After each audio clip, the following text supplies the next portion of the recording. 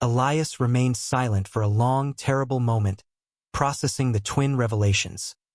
The crushing deceit of the woman he loved, and the casual rejection from the woman he was supposed to love. The mention of Lila May's dismissive letter seemed to momentarily halt his anger, injecting a confusing element of self-doubt into his rage. He finally picked up the cream-colored envelope, his fingers tracing the wax seal of the falling star. "You read her rejection?" he asked, his voice low, almost detached. "How could you know that?" Clara quickly recounted her foray into Lila May's unlocked house and the discovery of the unsent reply. She didn't spare herself the humiliation of admitting to the trespass. "I was desperate," she admitted simply. "I needed to know what I was up against, and I found out I wasn't up against a rival. I was up against a closed door." This piece of information, Lila May's immediate and shallow dismissal of his passionate plea, was the only thing that kept Elias from walking out entirely. He sat heavily on an upturned. The weight of the afternoon was too heavy for the general store. Elias stood up, the crate groaning under his sudden movement. "I need to breathe," he said, his voice clipped and rough. "I need to put distance between the words I wrote and the person you pretended to be." He didn't accuse her further, nor did he forgive her. He simply acknowledged the necessity of retreat. He walked out, leaving the stolen letter on the counter, a silent indictment. Clara watched him go, the dust from his boots settling back onto the floor, the space he had occupied now a painful void. The store felt too bright, too empty, too much like the ordinary life she had almost escaped. The days that followed were an agonizing stretch of silence. Clara returned to her routine, but the tea was no longer sweet, the sun no longer gold. Every customer, every polite inquiry from Miss Elspeth, felt like a judgment. She found herself reading the original letter over and over, analyzing it not for romantic prose, but for clues to Elias's pain, trying to access the subconscious source of his heartbreak. She knew Elias was back at the fishing shack, probably writing, distilling his betrayal into poetry. The greatest suspense now was the silence itself. Clara realized she couldn't simply wait for him to forgive her. She had to earn his forgiveness, not with more lies, but with a grand, undeniable gesture of her own authentic self. This was the moment for creative synergy, to use her knowledge of his desires to show him that her soul was, indeed, his missing half. She started by writing her own letter. It wasn't philosophical or poetic. It was plain, simple, and utterly truthful. It confessed her loneliness, her simple life, and the fact that she was terrified of losing the only soul who had ever truly seen her. Clara wrote the letter late into the night, abandoning the florid language of Elias and using the simple, sincere words of her own heart. She wrote about the feeling of the general store closing around her, about the quiet desperation of watching life pass by, and how his words had been a life raft. She didn't apologize for reading the letter. She apologized only for the lie. She signed it simply Clarabelle. But a letter alone wouldn't be enough. Elias needed proof that she understood the nature of his longing, the geometry of it. She remembered him mentioning a specific rare edition of a French poetry collection, a book he had searched for years and believed to be lost. He had mentioned it as a metaphor for the singular, beautiful thing you search for your whole life. Clara realized this was her bridge. The next morning, she made a difficult phone call to the specialty bookstore in Meridian. The book, as expected, was incredibly rare and expensive. It was the entire contents of her meager savings. The decision was instantaneous and final. She ordered the book, arranging for its discreet delivery to the general store. This act was not bribery. It was a sacrifice, a physical manifestation of her understanding of his soul's deepest, most unattainable desire. She was betting everything on the power of a shared, unfulfilled dream. The emotional risk was immense, the only conflict now being the weight, the agonizing suspense of whether a grand gesture could overcome a fundamental betrayal. The rare book arrived 3 days later, wrapped in brown paper, smelling of old leather and foreign ink. Clara spent an hour polishing the presentation. She wrapped her sincere, simply written letter around the book's spine with a thin, crimson ribbon, tying it with a nervous, trembling hand. The complete package, the book, the ribbon, the letter, was a physical representation of her soul. Valuable, honest, and wrapped in desperation. Delivering it was the next terrifying step. She couldn't simply drive up to his shack. The drama needed to be earned. She chose the river bend, the site of their beautiful, fraudulent beginning. She drove to the Sentinel Oak, walking the final quarter mile with the package clutched to her chest. She found Elias not by the oak, but sitting on the old, crumbling wooden pier that jutted out into the Styx River, skimming flat stones across the water. He was wearing the same white shirt, the man of philosophy reduced to a man of simple, solitary physics. He looked thinner, his stillness now looking more like exhaustion. Clara didn't approach immediately. She stood in the shadow of the Sentinel, observing the object of her obsession and her guilt. The silence was heavy, but the air was clear, stripped of the oppressive humidity. She realized that by reading his letter, she had accessed his subconscious, and now she was giving him a tangible piece of her own. She took a deep breath, walked out onto the pier, and placed the package silently on the warped wood beside him. Elias stopped skipping stones.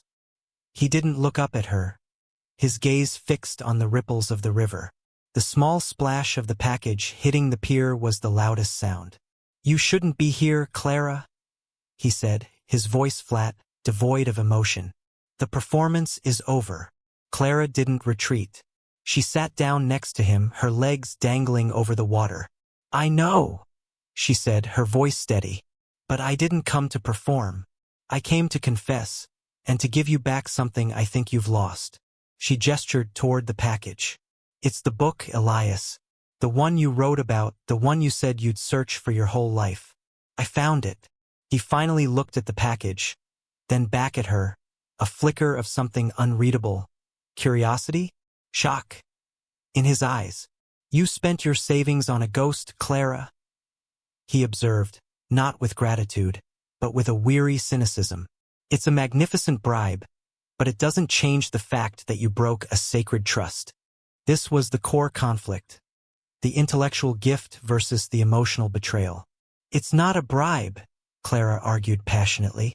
"It's proof.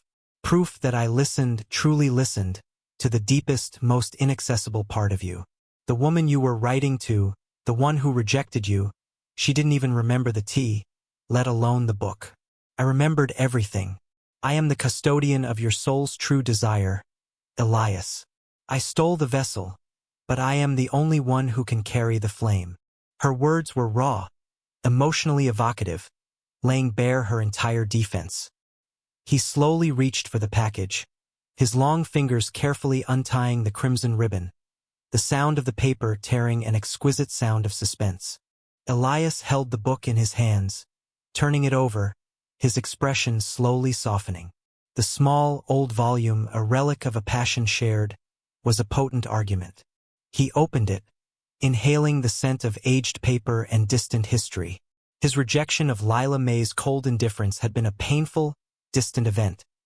Clara's grand gesture was immediate, visceral, and a stunning confirmation of the connection he thought he had found. "You know what I wanted, Clara," he whispered, "but you still don't know what I need." He closed the book sharply, the sound breaking the momentary peace. "I need the truth, Clara. I need to know that the rest of you, the woman who works at the counter, the woman who lives in Harmony Creek, is as true and as deep as the character you invented for me." The tension was almost unbearable. He was giving her a chance to reveal herself, the full, unvarnished story of Clara Bell. She took a deep breath, preparing to tell the story of the past 30 years, the ordinary life she had led, the dreams she had deferred. "I am not a poet, Elias," she started, her voice shaking slightly. "And I'm not a philosophy professor. I run the store, I pay my bills, I read old books, and I haven't had an adventure in 30 years. I am quiet, Elias, predictably, painfully quiet, but I have felt more in the last 3 weeks, loving you, than I have in the past 3 decades. Your words didn't just find L.M. They cracked Clara Bell open. Her confession was simple, genuine, and devastatingly honest. He stared at her, absorbing the raw emotion, finally seeing the real, flawed woman who had risked everything for his heart. He still didn't speak. Instead, Elias stood up and walked to the end of the pier, his back to Clara.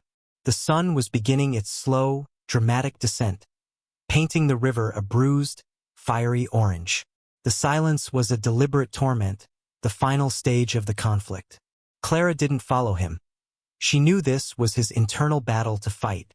He was weighing the magnificent, stolen potential of their connection against the fundamental lie that started it all.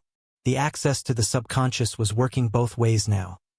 He was wrestling with his own desire for a perfect, literary love, and the real, messy, complicated love that Clara was offering.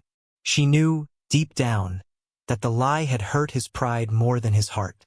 He, the great purveyor of truth in prose, had been easily, beautifully deceived. His back was rigid, his shoulders slumped with the weight of it. She rose slowly, retrieved her letter from the package, the one she had written, signed Clara Bell, and walked toward him. She placed it into his hand. "Read my words now, Elias," she commanded softly. "The ones written by the woman who has no secrets left."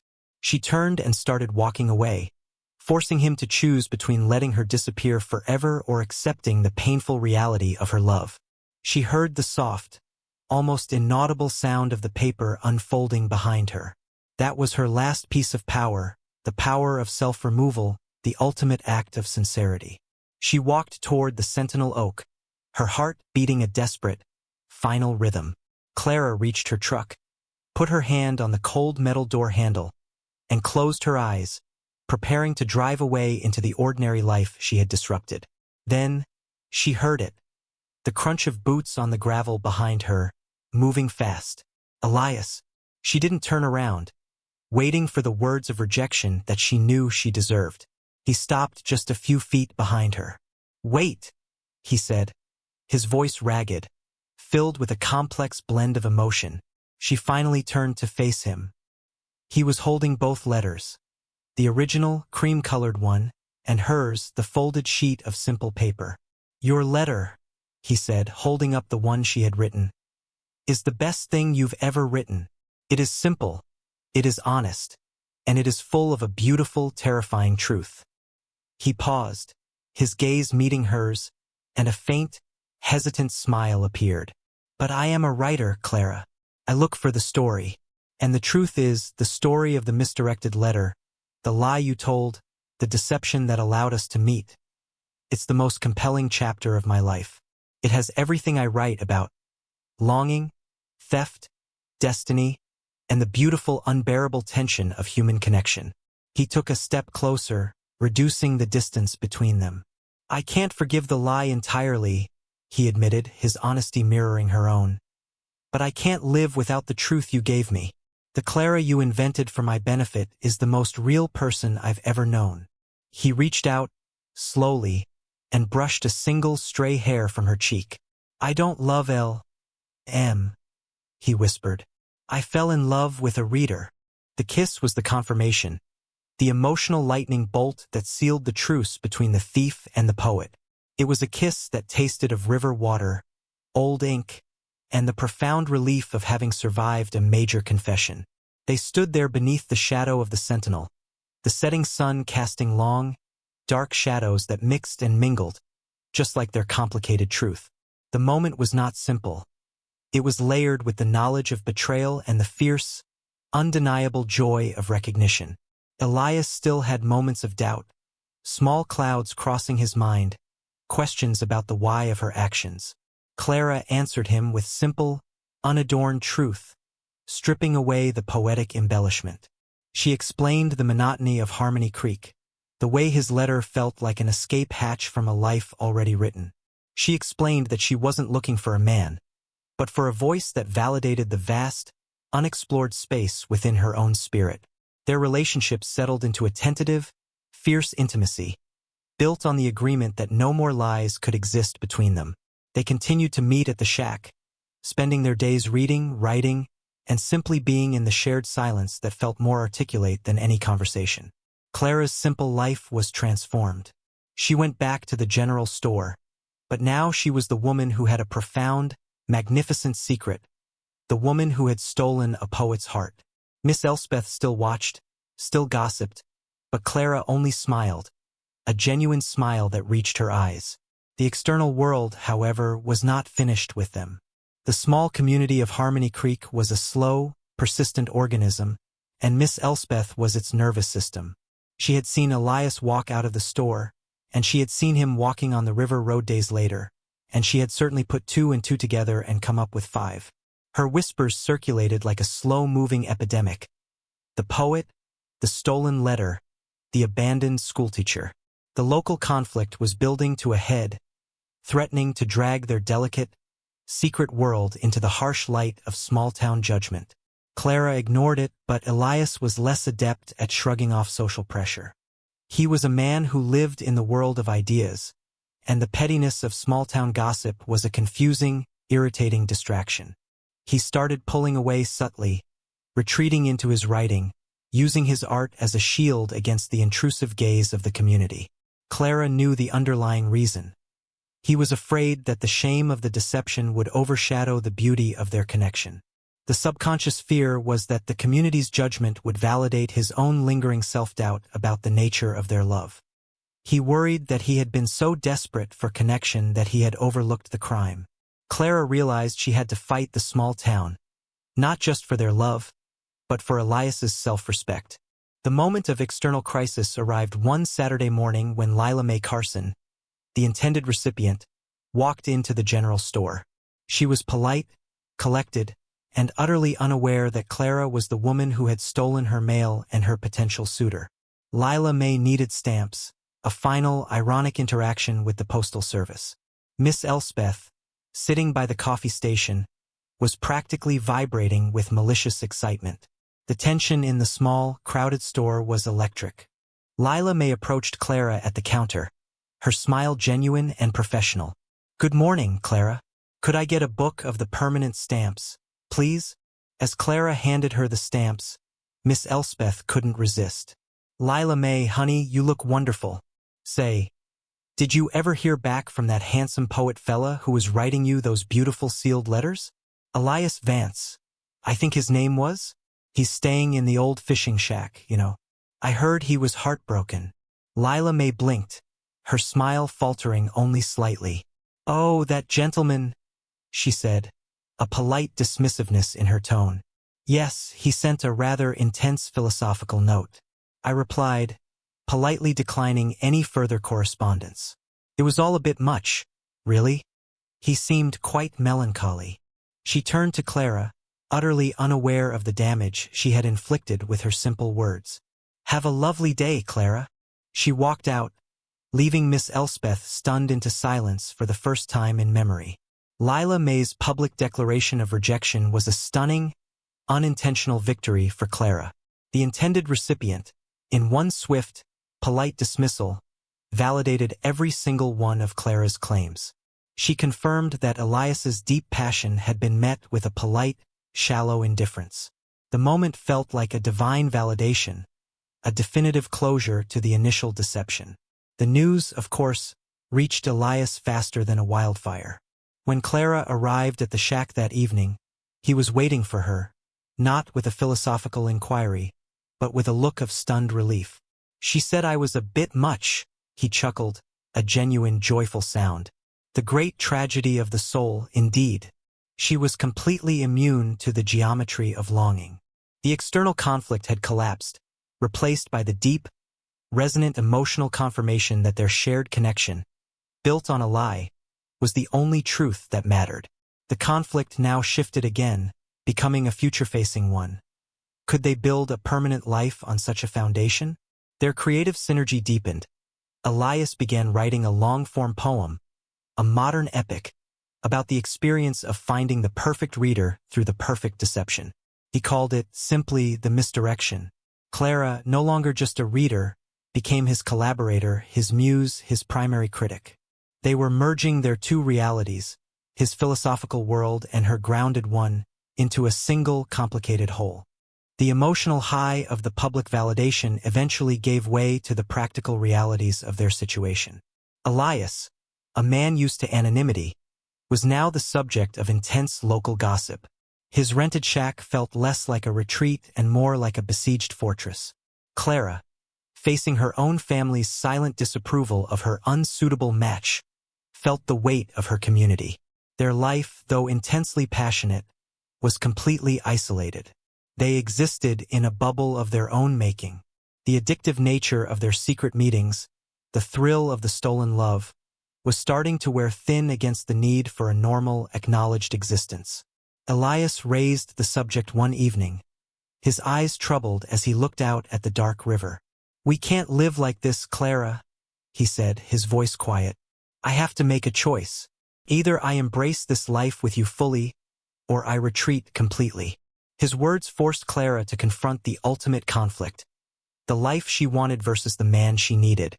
She realized that Elias needed more than a mistress of philosophy. He needed a true partner, someone who could anchor him to the real world while inspiring his imaginary one. The answer was a radical departure from her predictable life. "Let's leave Harmony Creek, Elias," she proposed, surprising herself with the suddenness of the idea. "Let's take the truck and the typewriter and the books, and let's go find a place that has never heard of Lila May or the Sentinel Oak. Let's start the next chapter where we don't have to carry the weight of the last one." Elias was stunned by her proposal. The idea of leaving Harmony Creek, which he had initially sought for its quiet solitude, was terrifying, yet exhilarating. He had found his muse, but he had lost his anonymity. Clara's suggestion was more than an escape. It was an affirmation that she was willing to give up her entire known world for him. It was the ultimate, unselfish validation of their love. He spent the next few days in a whirl of internal debate, pacing the confines of his small shack. The conflict within him was immense. The writer's need for stable, predictable solitude versus the man's desperate need for Clara. Finally, he emerged from his solitude, a new light in his eyes, a resolve that felt more permanent than his previous melancholic stillness. He agreed. They would leave. The decision was made with the quiet conviction of two people choosing destiny over comfort. The external preparations were simple. Clara gave her 2 weeks' notice at the general store, lying to Miss Elspeth that she was going to live with a cousin in Atlanta. She sold the few pieces of furniture that mattered, keeping only the books and the memories. The secrecy of their relationship was now a boon, allowing them to prepare their departure without public scrutiny. The addictive rush of their meetings was replaced by the serious, shared purpose of planning a future. They were no longer just two souls connecting. They were two co-conspirators building an entirely new reality, fueled by the emotional resonance of their forbidden beginning. The week before their planned departure was a bittersweet blur. Clara found herself looking at the general store, the familiar scent of wood polish and old flour, with a strange mix of nostalgia and freedom. She had spent half her life here, waiting for something, and now she was leaving, taking the something with her. The night before they were set to drive out of Harmony Creek, they met one last time at the shack. Elias had packed his worn leather briefcase with his manuscript, the misdirection, and his few precious books, including the French poetry collection Clara had given him. He presented her with a gift, a small, silver locket, engraved with the image of a falling star, a symbol of the wax seal, the original deception, now reclaimed as a symbol of their true beginning. "We will always remember where we started, Clara Belle," he said, clasping the locket around her neck. A lie, a letter, and a magnificent error. They spent the evening talking not about their future destination. They had decided to just drive west until the air felt right, but about the past, about the moment she had opened the letter. Clara confessed the fear that had gripped her, the fear that he would eventually meet the real Lila May and realize the truth. Elias smiled, a weary, knowing look. "The truth is," he admitted, "I don't remember what I wrote in the first letter to Lila May. It was generic longing. I only remember the one I wrote to you, the one that brought you to me." The raw honesty was emotionally evocative, dissolving the last vestiges of doubt. The plan was simple. Meet at the edge of the county line just before dawn. Clara would drive her old Ford. Elias would follow in his slightly newer, but equally dusty sedan. They would drive until the low, humid air of the south gave way to something new, something that felt like a fresh page. Clara left her house in the pre-dawn darkness, the locket warm against her skin, the key to the general store mailbox tucked under the welcome mat. A small, final act of closure.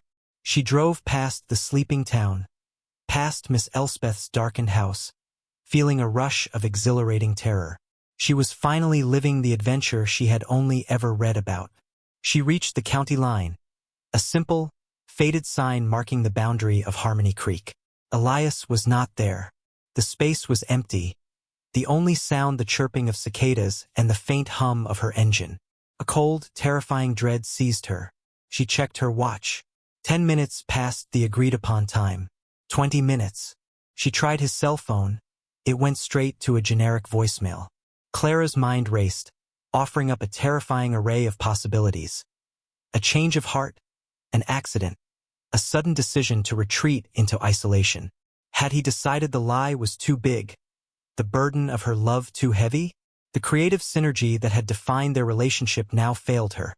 She could not write the ending of this scene. She realized the fundamental truth about Elias Vance. He was a man who wrote his own endings, and she was now merely a character waiting for the final word. The suspense was absolute.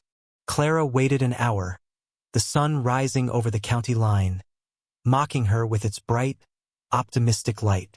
She refused to drive back to the shack. If he had retreated, she didn't want to witness the final, painful closure. She decided to drive to the general store to try to call Miss Elspeth, to ask a question that was too personal, too revealing. As she drove back into town, she saw a cluster of police cars, and an ambulance pulled up outside Elias's small fishing shack. The sight hit her with a physical shock, the sudden, terrible access to the subconscious fear that had been lurking beneath her joy. She pulled over, her hands shaking so badly she could barely turn off the ignition. She saw Miss Elspeth standing on the edge of the road, dressed in a faded housecoat, her face pale, devoid of its usual malicious glee. Clara walked toward her, the dread a bitter taste in her mouth. "Miss Elspeth, what happened?" she whispered, her voice barely audible. Miss Elspeth turned, her eyes wide and wet. "Oh, Clara Belle, it's the poet, Elias Vance. They say he was getting ready to leave, packed up everything. But they found him slumped over his typewriter this morning. His heart, child. The pressure, they say. He wrote a final, terrible thing, Clara. A note." The information hit Clara like a physical blow, a wave of dizzying grief. The ultimate conflict had been decided, not by choice, but by fate. He had left her, but not by his own will. The devastating finality of the tragedy was almost unbearable. Clara pushed past Miss Elspeth, the older woman's attempts to stop her dissolving in her sudden, desperate need to know. She found herself standing at the edge of the scene, the air thick with official urgency. A uniformed officer stopped her, but she only pointed to the locket at her throat, the falling star symbol, an unintentional, tragic sign of connection. She told him Elias was her fiancé, a lie he didn't question given the circumstances. He allowed her a moment. She walked into the shack, which was now brutally exposed by the harsh interior light. The old, battered typewriter was still on the small table. Elias was gone, but the paper in the carriage was stained with a single black tear of ink. It was a single, long paragraph, a final, beautiful, and devastating piece of prose. It was the only thing he had left behind, a final love letter. She read it, her eyes blurring with tears, the words burning themselves onto her memory. It spoke of a love too vast for a small world, and a heart too weary to sustain such magnificent deception. He wrote about the woman who had stolen his letter, and in doing so had stolen his heart, and he described a future that was full of light, but ultimately too bright for him to step into. The final sentence, written in a shaky, fading hand, was addressed directly to her. "My dearest Clara Belle, I leave you the only thing I have left, the choice of the ending." The next few hours were a haze of police statements, funeral home arrangements, and the strange, quiet comfort of Miss Elspeth, who was suddenly too shocked by the tragedy to gossip. Clara was the only person with any claim to Elias. She handled everything, holding on to the final, devastating note. She realized the profound, terrible gift he had left her. The choice of the ending. He had not only left her his heart but also his entire literary legacy, the manuscript of the misdirection. She had a choice now, to tell the truth about the letter, the lie, and their passionate, secret love, thereby cementing their story in the folklore of Harmony Creek and perhaps destroying her own reputation. Or, she could bury the truth with him, telling the town that she was simply the girl who had fallen in love with a visiting writer, protecting the beautiful, complex, and damning story of the misdirected letter. The conflict was the biggest one of all. Legacy versus anonymity. She held the manuscript, the thousands of beautiful, painful words he had written about their affair, about L.M. being a ghost and Clara being the true soul. If she published it, everyone would know. Her ordinary life, her quiet truth would be over forever. But if she didn't publish it, the greatest love story ever told in Harmony Creek would die with him. She sat by the window in her quiet house, the locket on her throat, the manuscript heavy in her lap, and she knew she had to make her choice before the funeral, before his body was lowered into the quiet, dark earth. Clara spent the evening before the funeral reading the entire manuscript of the misdirection. It was a raw, brilliant account of their affair, thinly veiled as a story about a poet, Elias V., and his muse, C.B., the woman who intercepted the missive meant for L.M. Elias had poured his whole, complex soul into it, detailing the philosophical conversations, the agony of the lie, and the ultimate, exhilarating surrender to a love that defied all reason and ethics. The book was a literary masterpiece, but it was also a confession that would expose Clara to the entire world, not just Harmony Creek. It was the ultimate public revenge of the truth. Yet, as she read his final chapter, the one that ended abruptly with his death, she felt a powerful surge of the creative synergy that had bound them. He had left her the choice, and the only choice worthy of his genius was to ensure his words lived. The next morning, dressed in the simple black dress she had worn to the funeral, Clara made her move. She drove to the local newspaper office, a dingy room above the bank, and walked in, holding the heavy manuscript. She didn't seek a publisher. She sought an immediate, undeniable statement. She placed the manuscript on the editor's desk. "I want you," she said, her voice clear and steady, "to print an excerpt from this, Elias Vance's final poem. And I want you to print the truth about how we met." The choice was made. Legacy over anonymity. She was ready for the world to know the true, beautiful story of the letter that wasn't meant for her, and the poet who, in his final words, had made her the guardian of his truth.